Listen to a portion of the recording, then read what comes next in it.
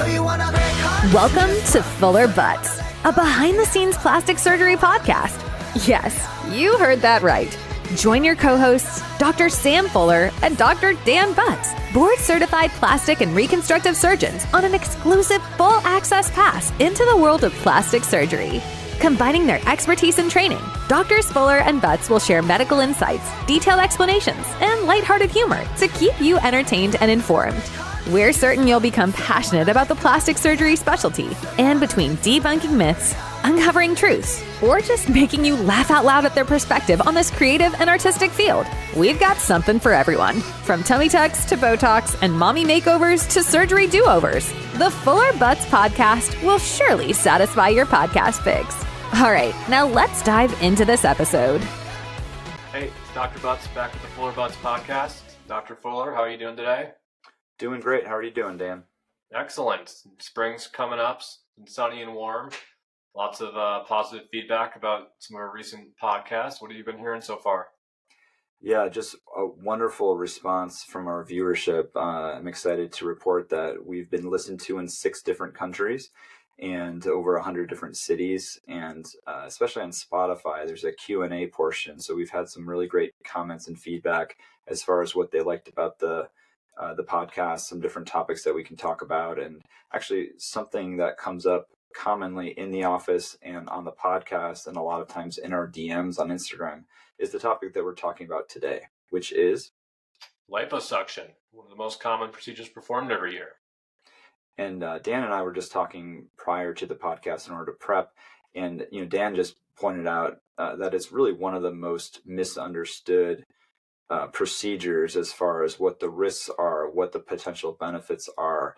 A lot of different variations of liposuction. It's all clumped into one category. So we're hoping to really provide as much basic information about it so that everyone who's done reading and listening to this podcast, whether it's the closed captions, the audio, the visual that's available, comes away learning hopefully 4 or 5 new, interesting, and safe things about liposuction that they can either help themselves out, tell a friend, or just share the information. So we're just here to educate and hopefully entertain.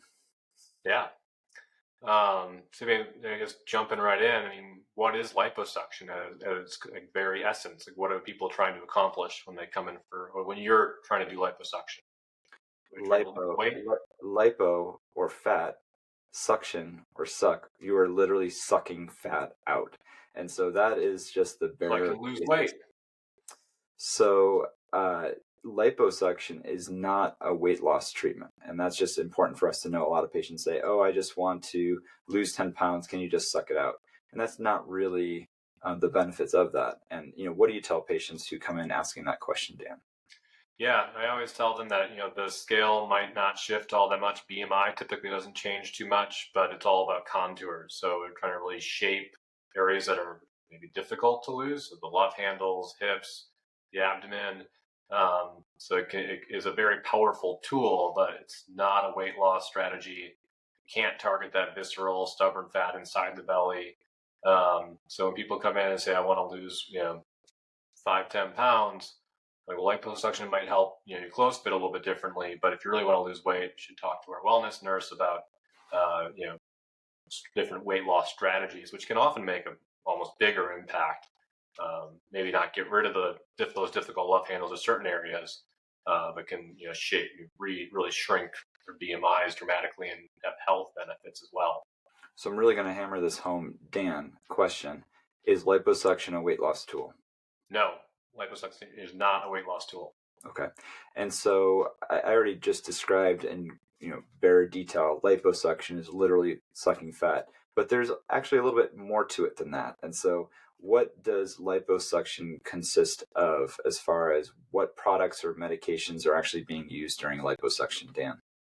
Yes, liposuction, in small volumes can be done safely under local anesthesia, but more commonly, larger areas, volumes we're doing in general anesthesia. Typically, small, 1 centimeter incisions. We inject a lot of this tumescent agent, which has a numbing portion, and epinephrine, which constricts the blood vessels. Really decrease how much bleeding there is and bruising. That allows us to then suck out the fat in those areas. And this is just a superficial fat, kind of what you can pinch. Common targets. What would you say your most common targets are for liposuction? For me, it's the love handles or the flanks. So it's the area that's just by the hip bone that kind of folds over the pants. It's metabolic weight. It's really hard to lose that. A lot of patients do a great job of nutrition, of dieting, of exercise, and they get to their goal weight and they still have this just troublesome fat on their outer hips. I would say just below that is what's called the saddlebags or the lateral thighs. I would say that's also a big area where It's like liposuction. my least favorite terminology in all of plastic surgery, but there's really no other way to describe it. Yeah, just like if you're doing Botox and you say, "Oh, like, do you want to treat your crow's feet or something?" Then I feel like I'm insulting the patient. I can not if that's a medical term, but I think that the saddlebags is a really good way to visualize that. Describes it. I think Western movies are a little bit out of date, so maybe the younger patients don't understand what saddlebags are anymore. But saddlebags, and then I would say a lot of patients ask me about their medial thighs or their inner thighs. And I always talk about that with some caution. And so, Dan, when a patient comes in and says, "Oh, I really don't like this medial thigh fat," what are some of the key points that you're telling them about that specific area? Yeah, I think this applies to the entire thigh. I mean, especially the anterior and posterior thighs. I think people come in like, "Oh, I want liposuction of my thighs," thinking they can shrink their whole thighs. The thighs have one layer of fat, and it's really unforgiving. You think about cellulite and kind of all the dimples that often happen just naturally. Liposuction can just make that a lot worse unless you have really great skin tone. So I tend to tell patients I'm super cautious there. I kind of try to shave it down a little bit, but it's really easy to take off way too much and make really, difficult to fix divots. So yeah, inner thighs, I kind of just target the upper pouch. Outer thighs are great if you have that kind of saddlebag. The anterior thighs, I don't really touch, or posterior thighs. I think they're just a recipe for trouble. Yeah, to me, those are what we term in plastic surgery zones of adherence or areas that I really don't want to go. I don't want to disrupt the overlying skin connections to the underlying muscle and fascia. And your IT band or your iliotibial band that's running down, you can actually feel it as you get closer to your knee. That area that's tight, there's not a lot of fat that's there. That's also an area that you don't want to disrupt with liposuction. You can drop and really cause a lot of contour irregularities. And then specifically for the medial thigh, I'm really telling patients that I'm a minimalist there. I want to suck out some of the fat, but certainly don't want to hollow it out. Don't want to create this paper mache, very thinned skin. And then I'm really hoping that it's a combination of removing some fat, but also the trauma of the surgery, just allowing things to be a little bit stickier there, to be a little bit tighter, to hopefully bring that down. So that brings me to my next topic, which is a little bit of a pop quiz for Dan, but he's really going to use this as a tool to educate us on different types of liposuction. And so, the most basic or the historically relevant type of liposuction is what's called mechanical liposuction or just straight liposuction. And so, Dan, just take us through, just a couple of basic ideas or principles as far as what mechanical liposuction is. So it's very mechanical and physical, like you're talking about. It's a long cannula attached to a vacuum and a canister in between to capture the fat, and the surgeon is using their arm to go back and forth and kind of suck out the areas and try to sculpt those certain spots. So fortunately, there's been a lot of advances in liposuction technology, and sometimes it can get confusing with the buzzwords, and people like to put their own marketing spin on things. But back in the 70s, when it really first started, they weren't even using tumescence. It wasn't until Klein in the late 80s, 90s that they started using more numbing and made it much safer. And now we have common tumescent liposuction. Don't jump ahead. Don't jump ahead. We're gonna get there. So I don't answer questions that weren't asked. Did I answer that question adequately? Sure. So mechanical liposuction, essentially the surgeon is working very hard placing the cannula in and out of the body with suction on it to try to harvest as much fat out that goes into a canister. Jumping to the next topic, what is power-assisted liposuction? So power-assisted liposuction is kind of a more advanced form of mechanical liposuction, but instead of the surgeon requiring to use every stroke is based on their arm stroke, the power portion has a hand piece that goes back and forth really quickly. That's almost like a turkey carver that allows you to be much more efficient. allows you to get more fat out, without as much really surgeon fatigue, because it can be quite it's a lot of work to do larger volume liposuction. And So PALS makes the it much more marketing, efficient. yeah, the marketing for PALS is that I think it helps the patient in that the surgeon's being less forceful. You're not have to really Yeah, dramatically pull as much fat out. And then it's also better for the surgeon because you're not having to work as hard for that. The vibrations or the repetitions of it oscillating back and forth really does make it easier to harvest fat in a safe way. And so the power of it really is, as Dan said, the handle and the oscillating vibrations that make it work more efficient. There's no heat, there's no lasers, there's no burning or chemical reactions that are going on. That's what the essence of power assisted liposuction is. yeah, and that vibrational force does help kind of get you through and break up some of that fibrous stuff as well, which can be very helpful in some of those more difficult to get at areas. Okay, Dan, and I'm dying to know, what is laser liposuction? Yeah, laser lipo, some people call it smart lipo. Basically, after you do normal liposuction, so really the first step is normal liposuction, and you go through those areas and you apply certain wavelengths of laser. And the thought process is that this was going to, tighten the skin. Unfortunately, and this is still commonly marketed that it tightens the skin, but all the data shows that it does not actually tighten the skin. It does maybe reduce bleeding or blood loss a very little amount, but again, it's not all that substantial of a benefit. Some people who purchase machines still definitely probably use it and advertise it, but it hasn't really taken off. It's been around for quite a while. Yeah, so laser liposuction, I tried to review it just because it's not a part of my practice, just to get some of the principles down. And some of the descriptions of how it works really terrified me. It was, saying how, you're thermally burning or shrinking the cell tissues, you're causing cell death. And with doing that, that's going to cause a reaction that's going to thereby tighten the skin. And certainly, as we're hinting at, there are risks of burns, of irregularities, of waviness or unevenness, just because some areas may be more traumatized or burned than others. And so I think that there's a higher risk of unevenness for anytime you're adding energies to that specific type. There's certainly more, I would say, safer or more efficient ways of doing it than a laser.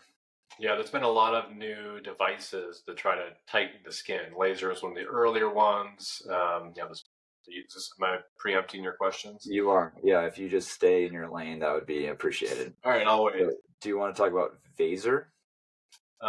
Yeah, Vaser. So yeah, Vaser liposuction or ultrasound assisted liposuction uses ultrasound probes to go in and they talk about cavitation and liquefying the fat. And basically, they look at the fat as these little grape cells, grapes on a vine, and the ultrasound knocks them off. So the Vaser itself does not actually remove any of the fat, but it kind of makes it easier to remove it. So then after you do Vaser, you go in and you suck all this fat out. And there is some heat created with this as well. There's some talk about, it might tighten the skin a little bit.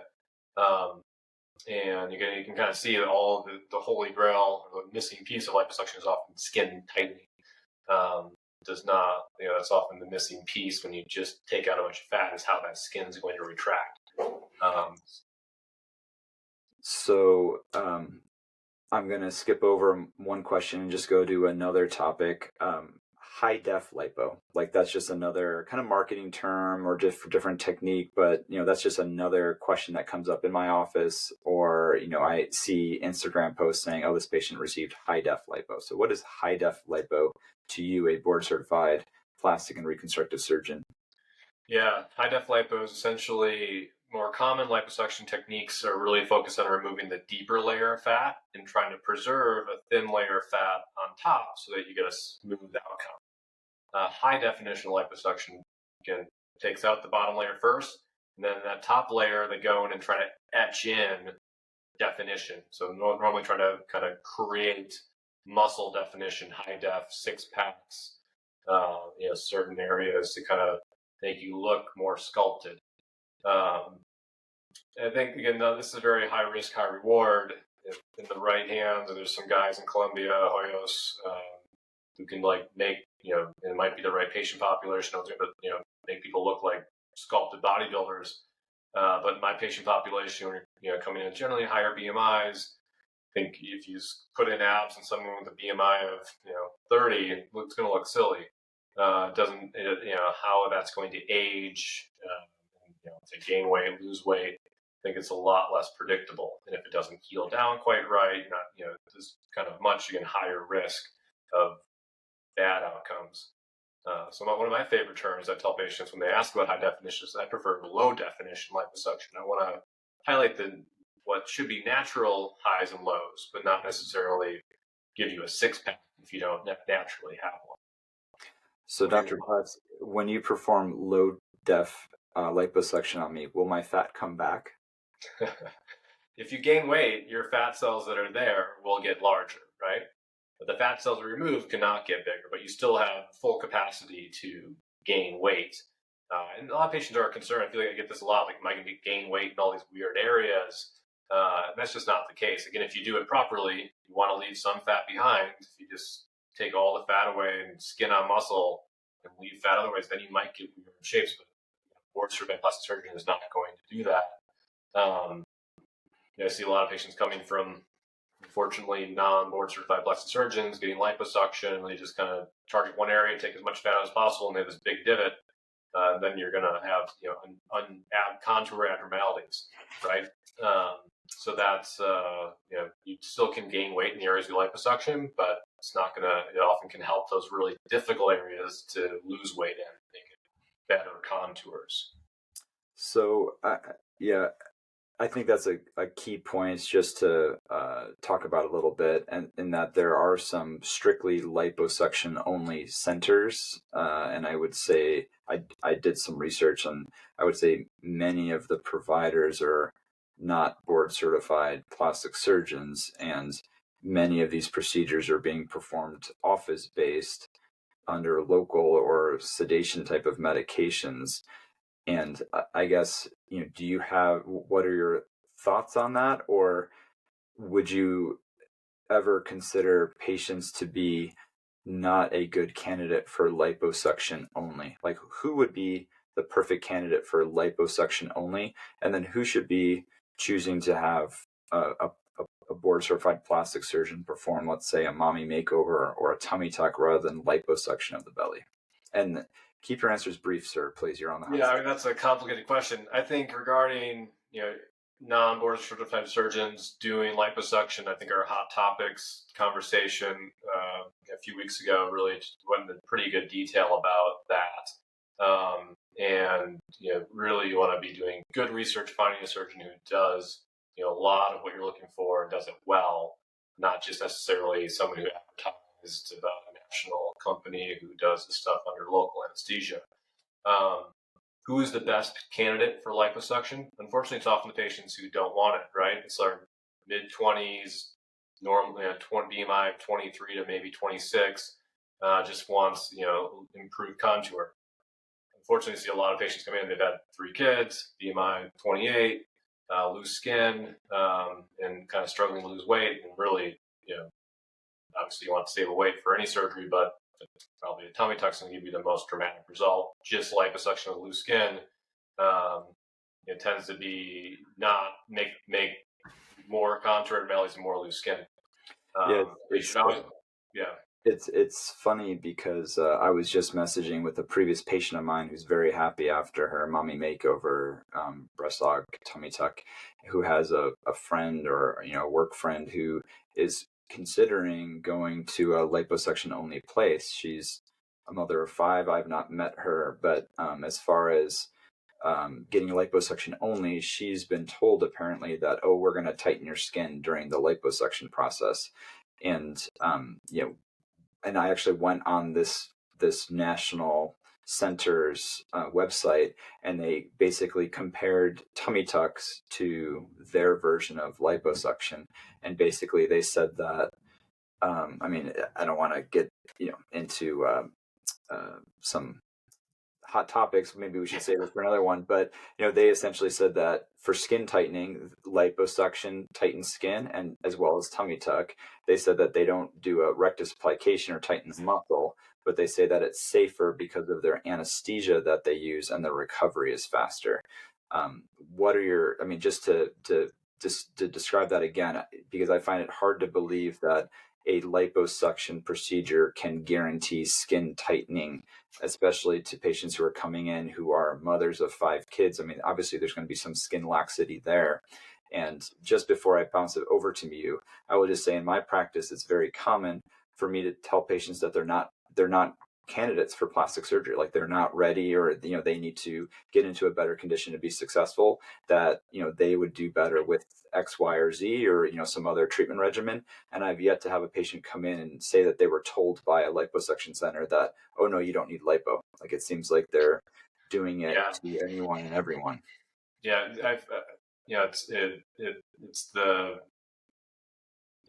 it's the strategic manipulation of marketing that is really, I think, just kind of plagues the cosmetic kind of world, unfortunately.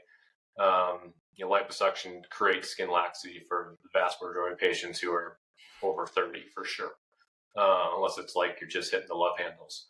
And even with Renuvion, laser lipo, all these devices, they can help a little bit, but they're not going to create a tummy tuck-like result. They do not tighten the muscles. Exercises do not tighten the muscle, the diastasis rectus. Really, I mean, tummy tucks are the kind of gold standard to restore the abdominal wall strength, the skin tone after multiple pregnancies. I think you're pretty fired up. Yeah, I know. I'm gonna let you take a deep breath and try to de-stress over there. So I would say you answered, I think, it very clearly. Patients who are great candidates for liposuction only are typically younger because they have more elastic skin, where we would expect that to rebound down. They have excess fat, but not excess skin. So things have not changed a lot from weight gain, weight loss, pregnancies, things like that. Otherwise, if there is loose skin, doing a surgery to remove that skin would be, to me, the safest way to treat all of the issues. And essentially, I tell patients, I make an inventory or a problem list as far as what's wrong, what we need to fix, and then we address them. If we're not addressing them all with the procedures I'm offering, then the expectations or the results are not going to be where we need to be. So Dan, what are some I would say just risks with liposuction in general, or specifically liposuction only? Like, what should patients be aware of if they're going to be going someplace to just get liposuction? Like, what could go wrong, or what could happen, both short-term and long-term? Yeah, I mean, when I go over my consent forms, I mean, there's 20, 30 things on there. I mean, 99% of the time, none of those things happen. The most common... certified plastic surgeon. Right. So we take a lot of safety precautions to make sure of that. The most common issue that I think can occur with liposuction is probably contour abnormalities. If you're too aggressive, too superficial, again, if you have skin laxity baseline, it's typically only going to get worse. If you have a little bit of laxity, I've had a few patients where it retracts. I think that's where these companies get, these great before and afters. You get those random patients that have great results with just lipo, but that is by and far not the norm. So contour abnormalities, I mean, there can be really tragic things. I mean, you can get skin burns, you can get wounds, you can get seromas, there's been incidents of organ perforation. People go deep into the belly. So it's not necessarily a totally risk-free procedure when being done by not well-trained people. So Dan, if I get liposuction at one of these low-cost centers and I'm not happy with the results, it's an easy fix, right? It's just super easy and simple to fix that.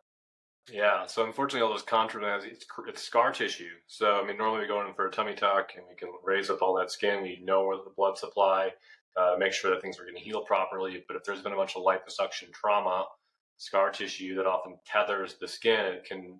So, I mean, I've seen patients that I don't have a thing I can offer them to fix it. It's so bad. It's tethered. It's loose. It's lumpy, bumpy. There's just really nothing you can do. Yeah, I had a patient who came to me after going to Chicago for their liposuction, uh, and this is a story that I've heard several times. But they met with a surgeon, and then they didn't see that surgeon. The day of surgery, it was a different surgeon, and then they were seen post-op 1 week later by a different doctor. And so they were never seen the same time by the same surgeon. A different surgeon who had never evaluated them actually performed their liposuction. She had significant contour regularities. She had some pictures from before the lipo and then after.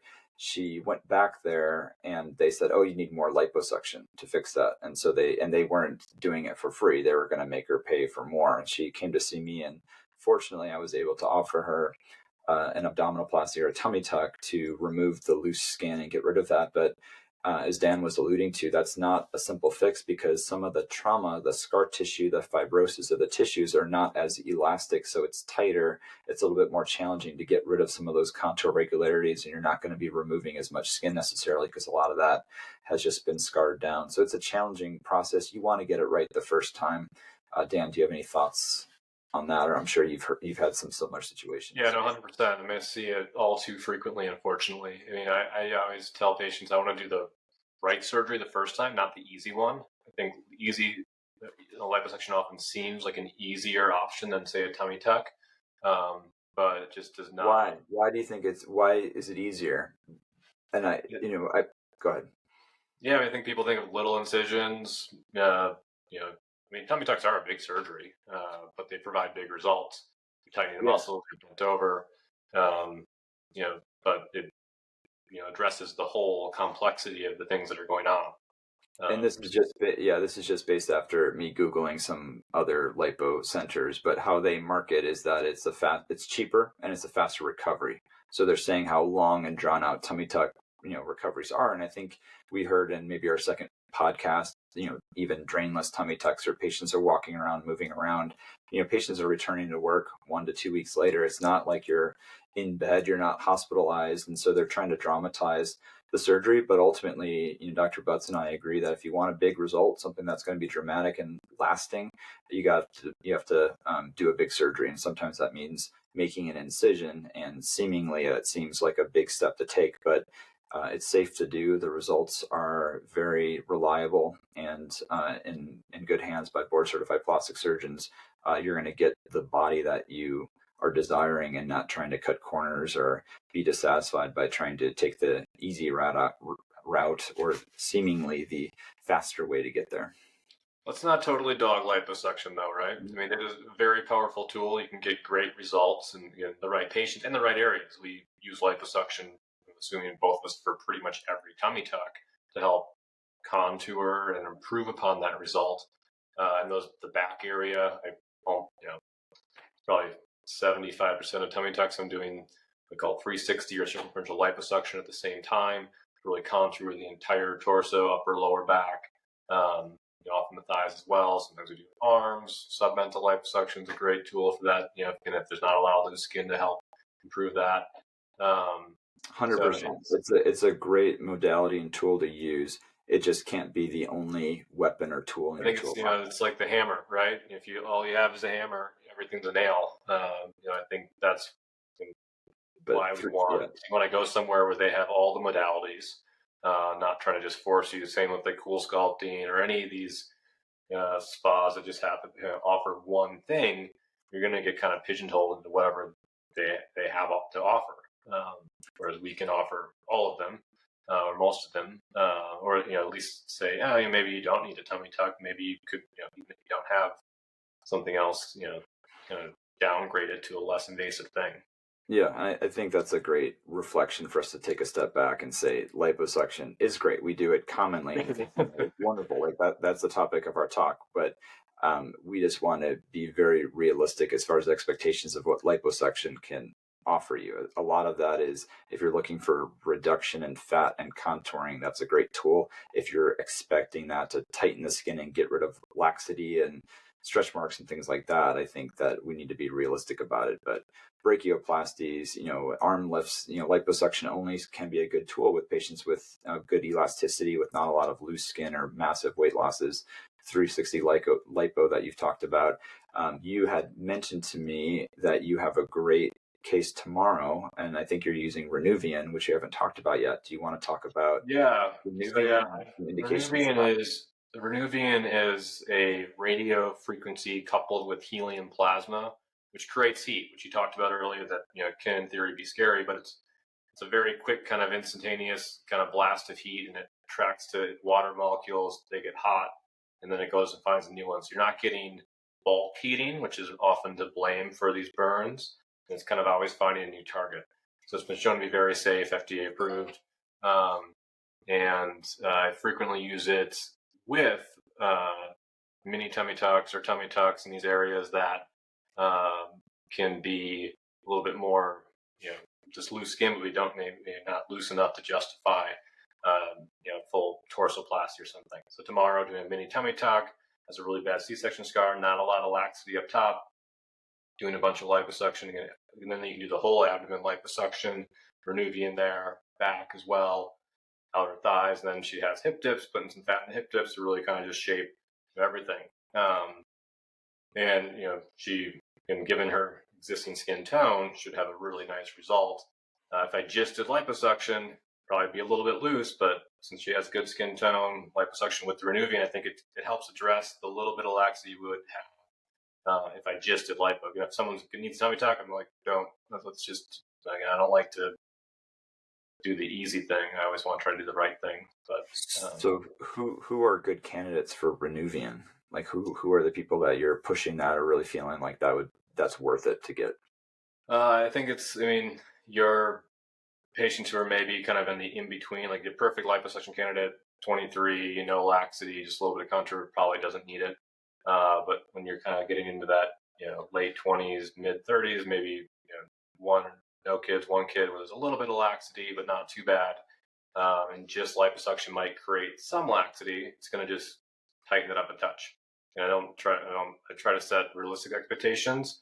I want my results to beat my expectations, not be below. So I think it just takes liposuction to the little bit, one level up what we typically would see in terms of the skin tone. And what type of anesthesia are you using for liposuction cases? 98% general anesthesia. Occasionally someone just has a little lower abdominal pouch, or maybe the love handles I'll do in office, but if it's going to be more than a liter of tumescence, maybe that's even too high. I often tell patients I can get a better result in the OR, where I can not have to worry so much about every little pinch they might feel, because it can be hard to get fully numb, and I want them to be comfortable. That's great. That's a great overview. I just have one last question, because it's commonly asked. What is recovery like after liposuction only? So let's say someone's going to get, not a lot of skin taken off, not a adjunct procedure, but we're just going to get liposuction. Like, what kind of recovery is that? Yeah. I tell patients it's like, I feel like you maybe got a little beat up, like did a really bad ab workout, or just kind of sore generally, but normally it's not all that bad. Tylenol, ibuprofen is really adequate. Maybe give you a couple of pain pills for the first night, just in case. The biggest thing I prepare people for is that there's going to be some leakage from the incision sites. So normally the lower back, where you're sitting on, or if you're doing a BBL, or fat transfer to the butt, sometimes the abdomen, some of that fluid is going to seep out. Some people put drains in. Again, patients hate drains, so I don't typically want to do that. So some of that's normal for 12 to 24 hours. Then it's just really the most annoying part of all of it is compression. I want good compression for about 6 weeks. I often talk about lymphatic massage, but it's kind of a hassle a lot of times, and you got to get it. Most patients probably don't need it, but it can help for really more of those. When you do really big cases or a lot of the Renuvion, not mandatory by any means, my opinion. What does compression mean? Like, can I just wear my Lululemon joggers? Yeah. It's also, there's a lot of controversy over that. I tend to use, people refer to as a faja style garment. Depending on the areas, it's pretty tight compression, but the really key things we want smooth. So Lululemon joggers oftentimes I worry about, they kind of create a band of compression and often the wrong area. So you want to make sure you have smooth compression, no creases, no any extra constriction anywhere that can almost create a contour issue. I often do use lipofoam in certain areas as well to try to kind of get extra compression. And there are different stages. I think some of these really aggressive stages, though, stage 2, can often become like shapewear, where you're just kind of forcing your bodies into positions. And I think this is something you have to watch out for. If you see like someone post a 6-month review and they've got these tight lines on their body because they're wearing these really aggressive garments, like, is that really the liposuction result, or is that just basically pretty crazy aggressive body contouring garments that are forcing their the abdomen skin into certain directions? Once you take those off for a while, oftentimes again, that's when you start seeing some of the true results. Yeah, I've started to ask my patients at 3 months, 6 months, a year. They're not using compression garments, but I guess even at 6 weeks, to just not have their compression garment on the day of their visit, just because I want to take some pictures, and all the times you're seeing those lines, and I kind of want to see what it looks like, and then just for photography's sake, like I want it to look not crinkled or not like reddened by the type. You don't see the real result, right? Yeah. So I stop compression at 6 weeks. Some patients will do a little bit more. They're swelling still, but then I do photos at 3 and 6, and that's very usually people come in. Yeah, especially in colder weather months. After 6 weeks, I say if you can tolerate it and it feels good, keep going, because I would say it's only going to help even for another 4 to 6 weeks after that. If you can keep things tight, there's going to be ebbs and flows and healing. But yeah, the 6 week is kind of the mandatory rule for most of the surgeries that we do. Do you have any other opinions on lymphatic massage? Some people make everybody do it, from day one. Essentially, I'm kind of more of a try it, but not for liposuction only. I do feel that when you're making big cuts on the body, such as an abdominoplasty, where there's going to be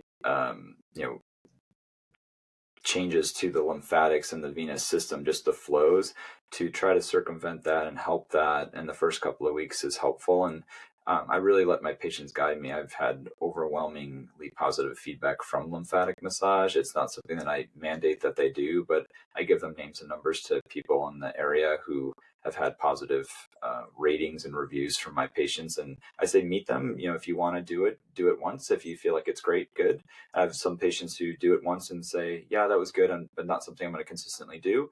I have other patients that say, oh, I'm feeling a little bit tight. I went back to work at 10 days. I think I'm going to call and get a lymphatic massage next week. And so to me, it's just like, you have to invest in your aftercare and your results, your recovery, just as much as the surgery itself. Like, let's throw the kitchen sink at it, make it work, listen to your body, do what feels good. But as far as strict liposuction only, that's not a lymphatic massage indication for me.